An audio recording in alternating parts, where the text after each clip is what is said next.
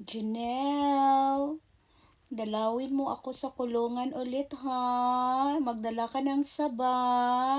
Oh, 'di ba? Binawi ng korte ang akwital sa drug case ni Dilima, Leila Dilima.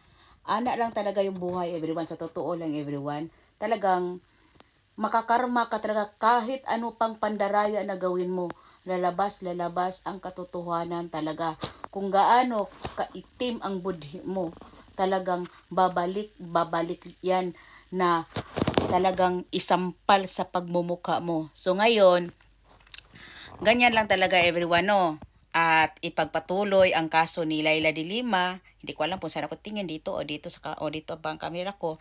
So, ganyan lang everyone na si Laila de Lima talagang parang ipagpatuloy ng korte ang kaniyang drug case everyone. So, parang may tendency na si de Lima, Laila de Lima ay maibalik sa kulungan. So, paghandaan na ninyo kung saan talaga ang mga destination ninyo.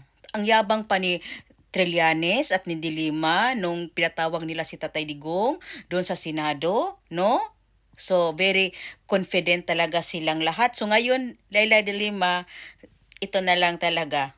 Talagang papakinggan na naman namin na, Janelle, bisitahin mo naman ako sa kulungan. Magdala ka ng saging na saba. Good night, everyone. So, abangan na lang natin ang story ni Dilima soon. Dahil wala na, talagang wala na.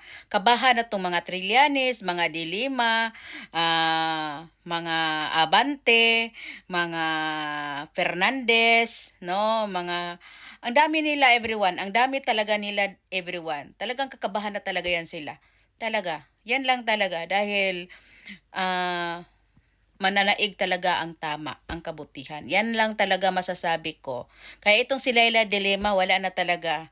Janelle, bisitahin mo naman ako sa kulungan ulit. Magdala ka ng saba, Janelle. Okay, good night everyone.